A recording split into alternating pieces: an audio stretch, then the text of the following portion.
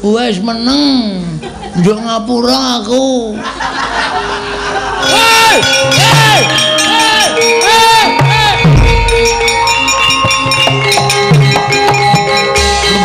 Kowe iki ngopo? Ndara disatu malah bunga-bunga kaya wong kedan. Kowe tak sadhek lho, Mir. Hah? Wong tuwa ki sing mapan, sing menep kok. Wah. Iki ki wis ora ana wong delok. Nek bunga-bunga ngono ku nek wong pinggir desa ana do geger darani ana apa? Tuwekan ora.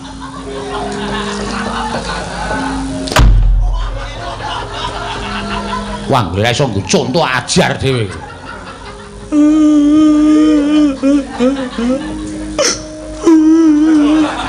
Weh, rasa nangis. Sona iku rasa bengok-bengok ngono kuwi. Nek arek kajen iku rasa bengok-bengok ngono kuwi. Nek Ndara disaut pendhita buta kaya kowe kuwi tenang. Ning mikir ora kok wah. Wah, sikut rompol ora. Muni ae. Aja gong suwe-suwe kok mesake to aku.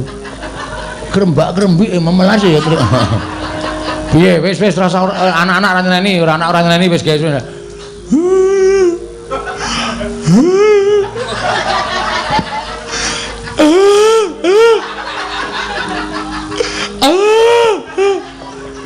Wes meneng.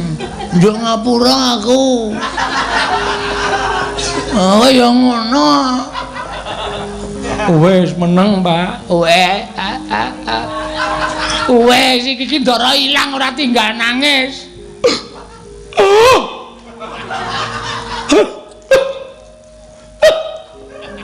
Kok kaya mimin tas suwe-suwe kowe. Ora. Wes Pak ora nangis. Ndaramu ilang doyak.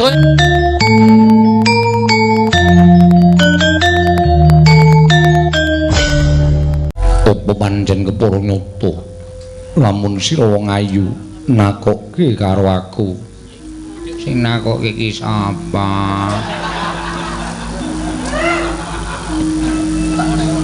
aku Prabu Sutejo lak antil ndasmu modar ora sampean kersa mboten kali kula kersa mboten anggepmu aku ki wong loro saudon telu saurupan ora sudi karo kowe ora bakal aku gelem karo kowe Wadodya Yudama ngambararum wedhus ki ora ngambararum waduh Sang Kusuma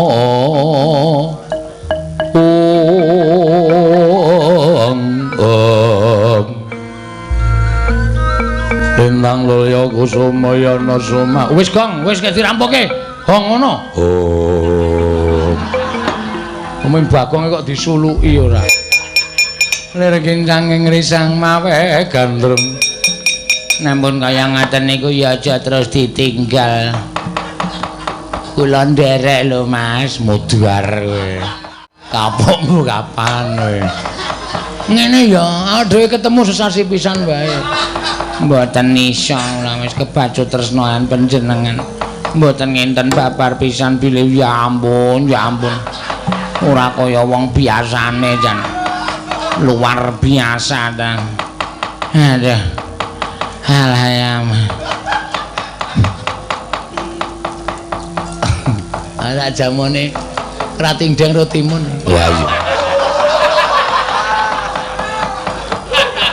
Mula digdaya aku. Edan lan wae aja nganti lali-lali kula nggih Mas. Enggak beres ora. Aja kuwatir. Glelek terus. Kuwi dikapake gong ling racik dikapake kuwi. Wis takon aku. Goblokmu ora. Wong tuwa kok gampang percaya. Lah ya kuwi mau. Wis kowe pokoke engko ning sing anu lho, sing anu lho botol emas lho. Nek ora botol emas ora mandi kaya. to pengendange nyandak kendang batangan dlang dung dung dung dung dung dung dung dung nang nang tang dulu nang Petrus tang nang dulu nang oh gagah maku kemang ti pondong sing lambe gong neng to nang geng nang to nang geng nang ndut apa kuwi kethuk oh lagi ngelilir sing kethuk oh iya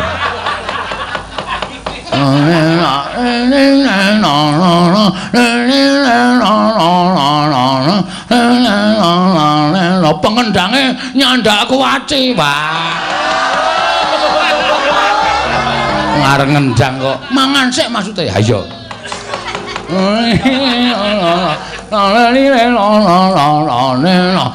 nomplak dreng tok tok tok apa kuwi dandane kendang tang tang tang tang tang tang tang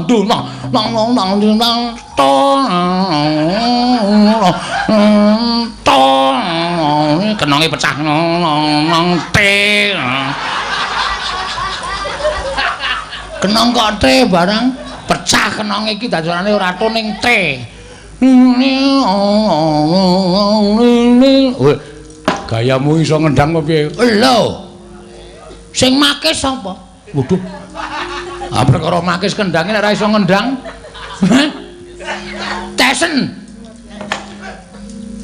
tak tes buka bonang disaut ya Gong oke padake belok oke dong dong dong dong dong dong dong dong dong yung goyong sing ngempul turu ling ngegong ngenangi sirahe penonton yung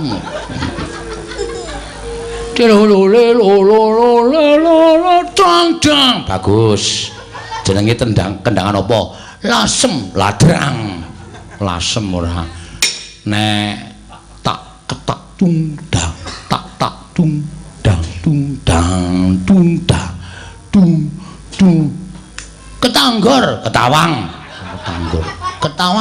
ayo nek kendangan de deng deng deng deng deng oh tak terus ke tak tak tak tak detak tak detak kok ngidil-idil arep petel rasida e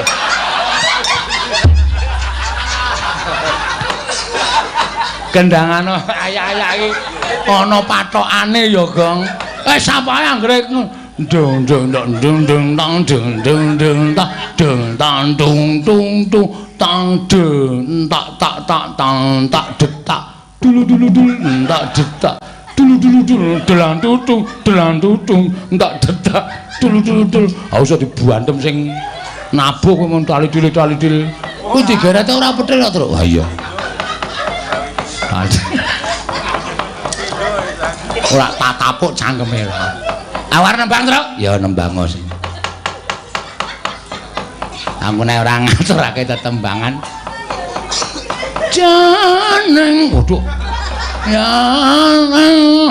nang kenang iki heeh dung dung dung dung dung dung dung dung dung da dung dung na dung na dung da dung na na dung na dung dung na dung dang dang dung dung dang dang dang dung dang dang kendang dung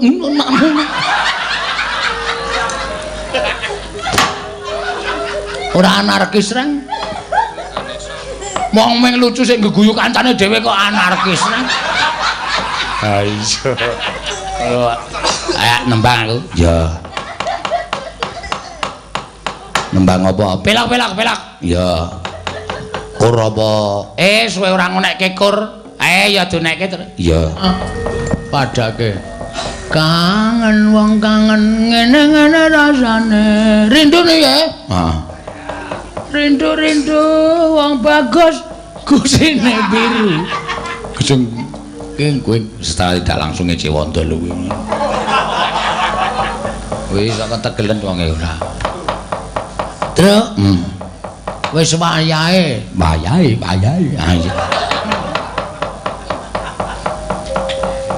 Ayo, sowan ngersane sapa kae? Bapak kae kok karo Piyai Bagus. Monggo aku urung tau ketemu. Ayo sebane. Heeh. Takoni Piyai saka ngendi? Ayo.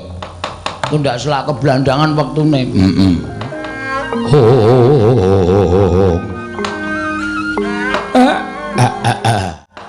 Kula tak nyuwun prisa. Sampeyan niku sinten? Lah kok rawuh enten Karang Kadempel? Nggih Gus, sampeyan niku sinten kok rawuh teng Karang Kadempel? Nggih Ndara, sampeyan niku sinten? Nggih, sampeyan niku dimemperkenalkan diri. Sinten asmane terus wigatose napa kok rawuh kok teng Karang Kadempel papan lenggahe Bapak Semar? Siwa Semar. Lah kok malah pun ngertos kali kula? Ya pancen bener. Mergo dawuh Kanjeng Ibu ingkang maring dawuh kelawan aku nggonku ngawu Sudarma jumujuk ana ing padukuhan Karang Kadempel nyuwun pambiyantuning Siwa Badranaya. Mangke yen sampeyan niku sapa? Akeh ingkang padha ngarani kelawan aku. Aku aran Bambang Prabakesuma Kakang. Prabakesuma? Iya. Prabakesuma ngawu Sudarma putrane Sudarmaku panenging Pandhawa Kanjeng Rama Arjuna ya Kanjeng Rama Janaka. Keng Ibu Iwang Pikulun Bathari Supraba duk nalika Kanjeng Rama linenggahake ana ing Sila Kandawaru Binangun diwenangake garwa widodari sekethi kurang sawiji kelawan Kanjeng Ibu nalika semana patutan siji ya kuwi aku Bambang Prabakesuma Kakang Semar. Semareka den prayetna samurires eka balik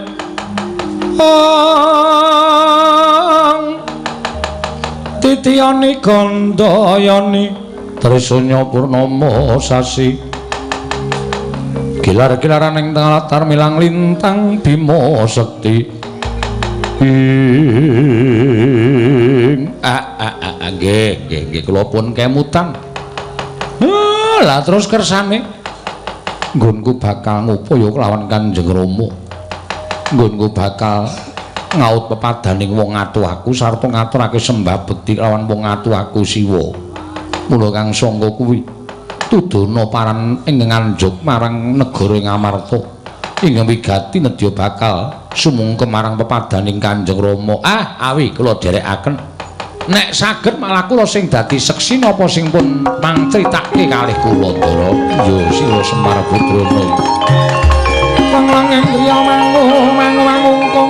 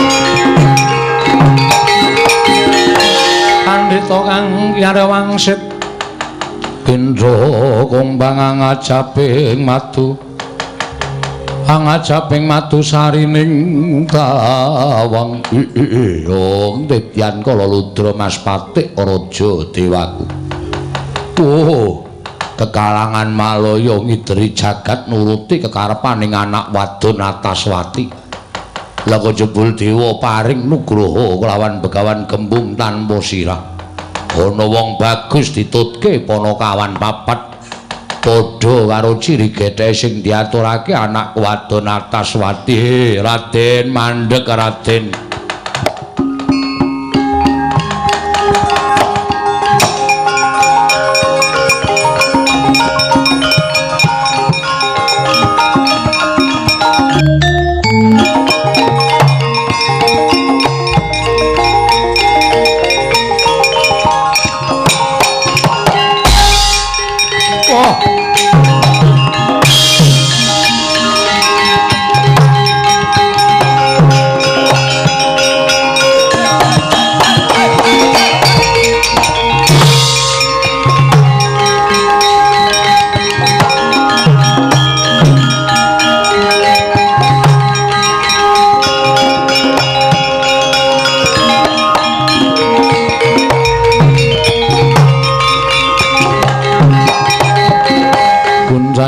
Ganjing langit kelap-lapaton Lur kincanging risang mawe gandrung Siwa Semar kula durung sauntara nggone budal saka ing Ngarang Kadempel iki ana wujuding Brahmana ing ngapahe raseksa ing merpeki kelawan laku jantraning Prabakesuma ngatos-atos lho Den iki tengah ngalas ampun gampang kepilut karo wujuding busana menapa dene derajat lan pangkat saged ugi niku bangsaning berkasaan jim setan sing memba Brahmana mengajeng gawe cintrakanipun Ndara Prabakesuma nggih lho Ndara niki tengah ngalas lho ampun sembrono lho nggih lho Den iki tengah ngalas ampun sembrono lho Ndara sembrono ampun tengah ngalas niki lho Den diwolak-walik omongan ora cetha ora Premban yen dikeparengake aku nyuwun mriksa sampeyan kuwi Brahmana saka ngendi menawi paduka ndangu dhateng jasad kula pandhita wingking saking pertapan mring cendhani ingkang sudi mestani dhateng kula pun Begawan Gembung tanpa sirah Begawan Gembung tanpa sirah inggih nyuwun pangapunten kula badhe numriksa nyuwun mriksa panjenengan menika kekasihipun sinten Raden ingkang sudi mestani kelawan aku Bambang Prabakesuma menawi ngaten ingkang lemo wonten wingking panjenengan menika ingkang nami Camar dengkulmu mlocot kuwi aku Semar ya inggih Semar ingkang mripatipun kira menika menapa ingkang nami Bopeng padake gudhek Gareng aku Gareng ingkang inggil menika menapa Cakruk naminipun Cakruk ngemblegi kowe iki apa piye Petruk aku iki lho ora Petruk ingkang wingking piyambak menika menapa Senthong Gong kowe dikira Senthong. Senthong piye maksude? Jenengmu iki lho karo pendhita kae dikira Senthong. Oh, pendhita lamur. Aku du Senthong. Sapa? Bagong. Wah, inggih ki Lurah Bagong. Menawi mekaten cundhuk kalian menapa ingkang sampun dipun aturaken dening anak kula pun Ataswati. Raden mugi andadosna ing kawuningan kraya-raya kula ngupadi jengandika Raden menika estunipun namung nampi penangisipun anak kula pun Ataswati anggenipun nyumpena dipun ladosi Raden Prabakesuma mila Raden kula aturi melas dhateng jasad kula melas dhateng anak kula Monggo keparenga kula boyong wonten ing pertapan mring Cendani nglegani dhateng anak kula Punataswati.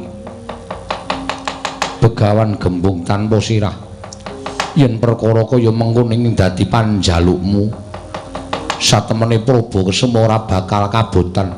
Nanging ngertiya, yen to sejatine duwe gegayuhan sakliyane nggonku bakal seneng-seneng sarta rupian-rupian. Nuruti kalawan kerenteking atiku kepengin sumungkem kelawan Kanjeng Rama Arjuna ing Ngamarta.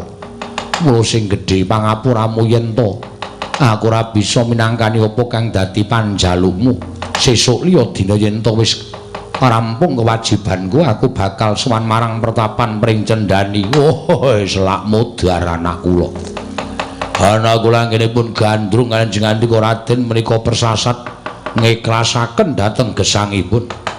Sumpahipun anak kula menika menawi boten dipun ladosi Raden Prabakesuma timah ngendhat tali murda nganyo tuwa. Lampus diri boten nyumurupi dhateng gelaring jagat miwahe seming rembulan. Mila Raden, kula nyuwun kanthi sanget jengandika kersa nuruti dhateng pamuthaipun anak kula Punataswati. Sing gedhe pangapuramu penemban gembung tanpa sirah. Aku ora bisa minangkani apa kang dadi panjalukmu. Menawi ngaten kula meksa yen pancen sira penemban arep meksa lawan Prabakesuma, ayo gage peksanen Prabakesuma. Nah yen ora bisa meksa lawan Prabakesuma, malah ana pendhita yaksa ingkang tak sampurnakake uripe saut mangsa Icandra.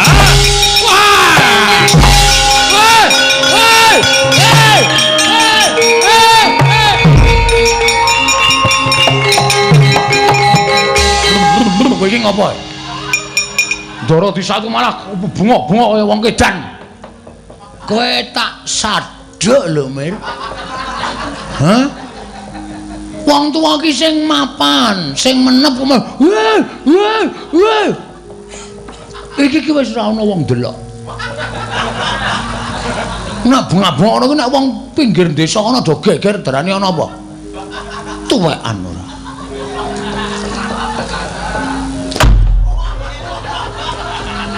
Wah, ora iso nggo conto ajar dhewe.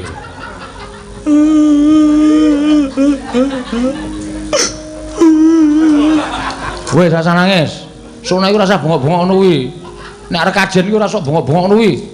Nek Ndara disaut pendhita buta kaya kowe kuwi tenang. Ning mikir ora kok weh. Kok sikut rompol ora. Muni ae. Aja gong suwe-suwe kok mesake to aku. Grembak-grembik memelas ya. Piye wis rasa anak-anak ora nyeneni, ora anak ora nyeneni wis guys.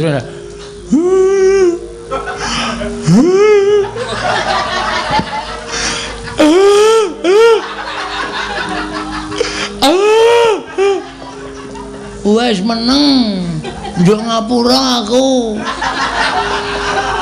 Oh ya ngono.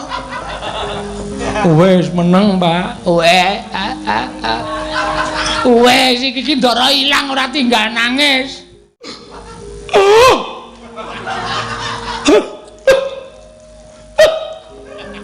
Kok kaya mimin tas suwe-suwe kowe. Ora. Wis Pak ora nangis. Ndaramu ilang. Doyak aja ming meneng wae. Doyak.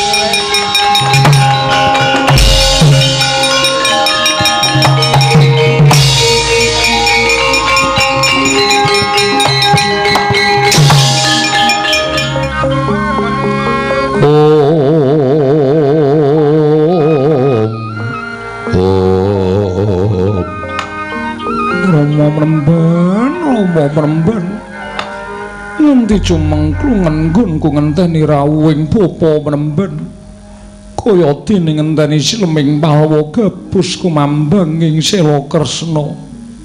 Rama piye Rama? Nun mumboyong kelawan calon guru lakiku apa ya kasembadan? Aduh anakku nggir, anakku wong ayu. Aku wis tekan negara ngendi wae ndak takoni menyang endi dununging Raden Prabakesuma. Lan aku wis takon marang sapa wae. Dene ingkang pungkasan Aku nampa kabar jebul calon manten lanang, calon mantuku mau wis ora ana. Wis ora ana piye to Penemban? Tegese wis ora ana ya wis ora gumelar ana ing jagat. Ora gumelar ning jagat piye Penemban? Tegese wis sirna marga layu cahayu. Popo Penemban, popo.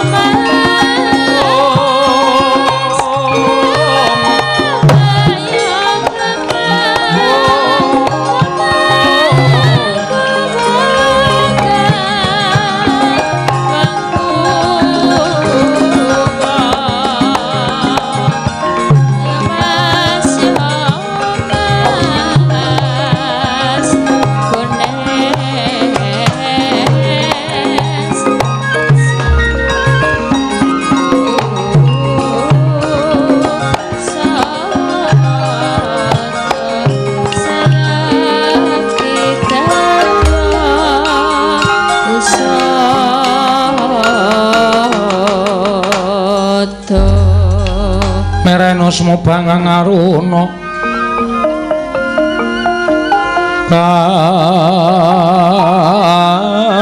katinetraning uga rapuh sataning kokila ring kanikara saketer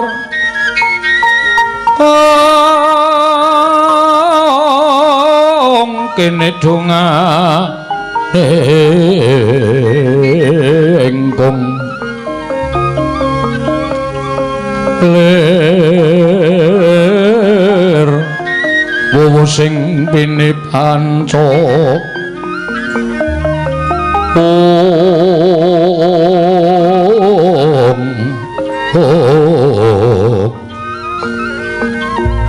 Pepetoking ayam wana mrak manguwuhing pagakan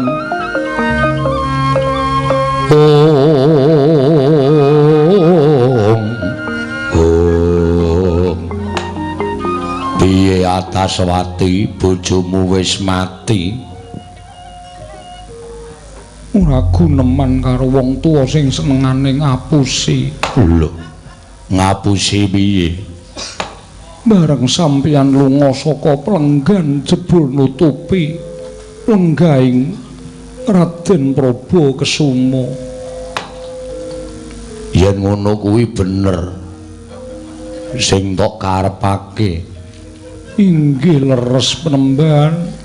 Aja mbok tinggal mungkur mengko nek mantuku lunga kowe bingung. Raden mboten nginten babar pisan. Bilajeng andika nyatanipun sampun dumugi wonten ing mriki Raden. Tru, ora edan to, Tru? Piye rasane dicekel wetenge, Tru?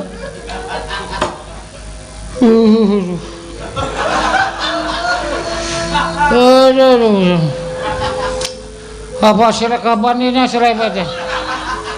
Kok ora cetha omonganmu?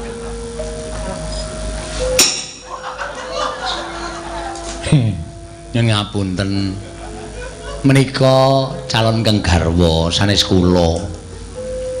Ngeten. Begawan gembung tanpa sirah, Bapa Penemban wonten dawuh Raden.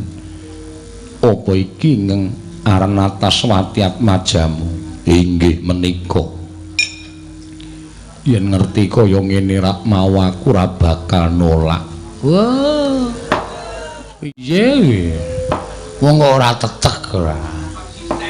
Ya. Bareng karo kaya ngono kok ora nolak. Ampun sembrono. Ayuning wanita menika mboten kok tumus tekaning batin ya iso uga pasuryane ayu ning jane atine ledhek niku ya pirang-pirang. Ya, Gong. Heeh. Kaya istriku. Waduh. Kuwi senengane ora. Ora ndek kaya apik njaba njero. Ora sok dingono niku nek krungu keloro-loro. Inggih kula Ataswati. Apa pancen kowe utusan nglawan bapakmu goleki aku? Kalersan mekaten Raden, sirmu piye? Kula badhe suwita lan panjenengan. Apa wis lahir batin nggonmu tresna? Lahir batos kula. Trimah pejah menawi mboten kelampan kula dhawuh kanan panjenenganipun Raden Prabakesuma. Janing yaning talaga kadi langit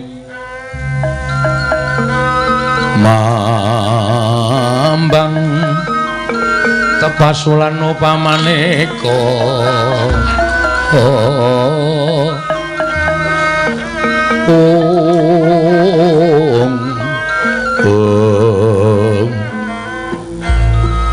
lintang loya kusumayana sumawur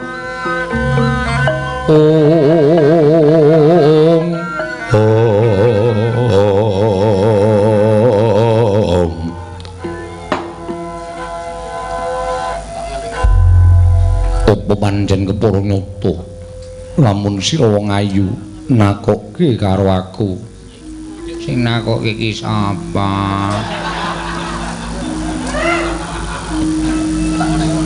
Aku Prabu Sutejo. Lak kantil ndasmu modar ora. Sampeyan kersa mboten kali kula? Kersa mboten. Anggepmu aku ki wong loro saudon telu saurupan. Ora sudi karo kowe, ora bakal aku gelem karo kowe. Wadudya yudama ngambararum. Wedhus ki ora. Ngambararum. Waduh. Sang kusuma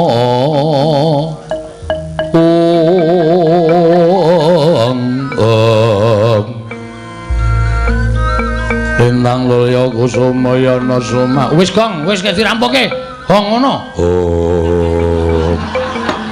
Omong Bagong kok disuluki ora. Petro, dalem. Piye Petro? Nderek mangayu Bagyo seketi jumurung. Dene ndara kula wis pikantuk Kang Putra. Ning ya ndara kula niki duwe kewajiban. Kewajibane apa?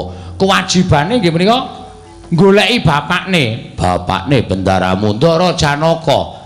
Ngenteni sak rampunge nggone nuruti kekarepane anakku Panakawan Petro.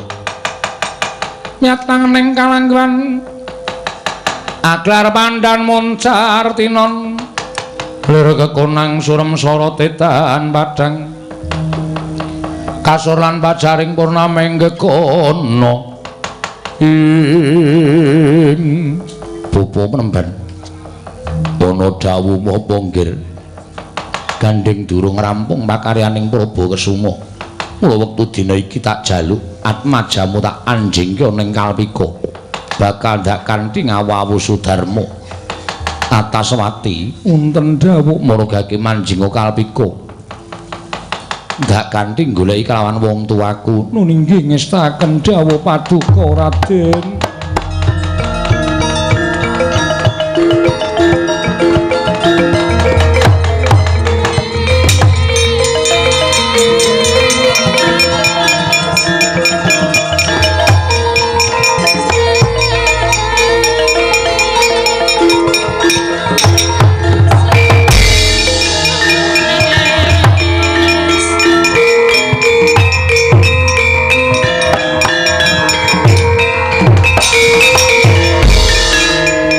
Gansing langit kelap-lapaton lir gincanging risang mawe gandrung nampun kaya ngaten niku ya aja terus ditinggal kula nderek lho Mas muduar kapokmu kapan Ngene ya, dhewe ketemu sesasi pisan wae. Mboten iso lah wis kebacut tresnoan panjenengan. Mboten ngenten babar pisan bilih ya ampun, ya ampun. Ora kaya wong biasane jan. Luar biasa ta. Aduh. Alayam. Ana jamone Kratingdeng Rotimun. Wah iya. Mula digdaya aku. Edan lan wae aja nganti lali-ali kula nggih Mas. Enggak beres ora. Aja kuwatir.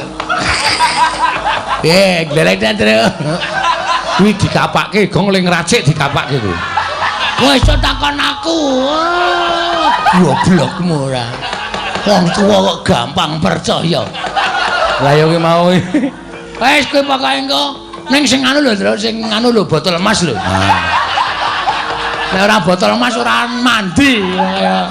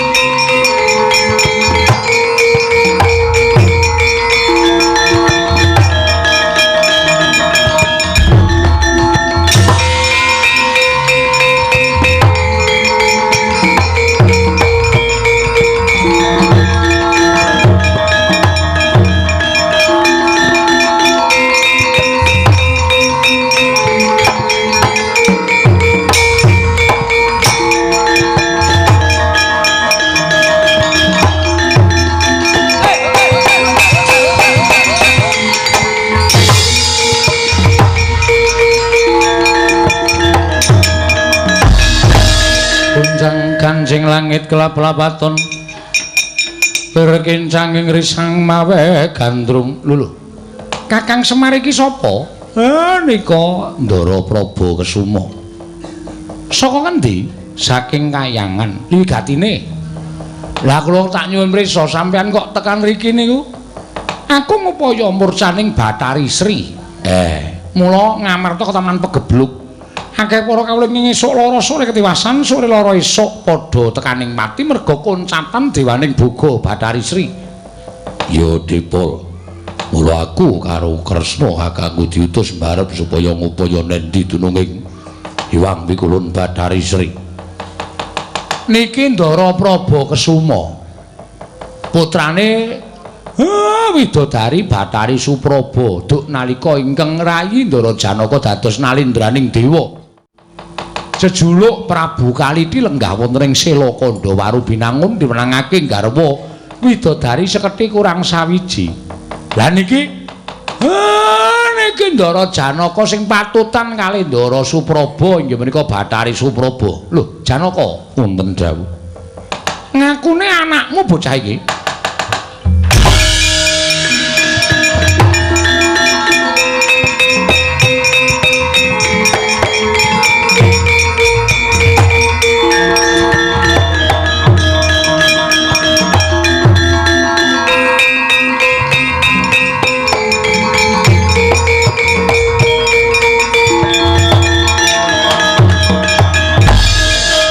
Apa pancen bener kowe ngaran Praba Kesuma? Inggih Raden. Panjenengan sinten? Aku Raden Janaka. Aduh Kanjeng Rama. Kula aturi nampi dhateng sembah kula. Aja gumampang kowe ngaturke sembah. Anak Janaka kulina nglungguhi tembung opor bebek mentas awake dhewe. Anak Janaka pirang-pirang kabeh tak aku minangka dadi putra yen to iso ngaturake dharma bekti lawan wong tuwa. Aja mung enak-enak lungguhan sila tumpang kendhangan dengkul. Tak aku anak Janaka yen kowe iso gawe srana kunduring Hyang Pikulun Bathari Sri Praba Kesuma.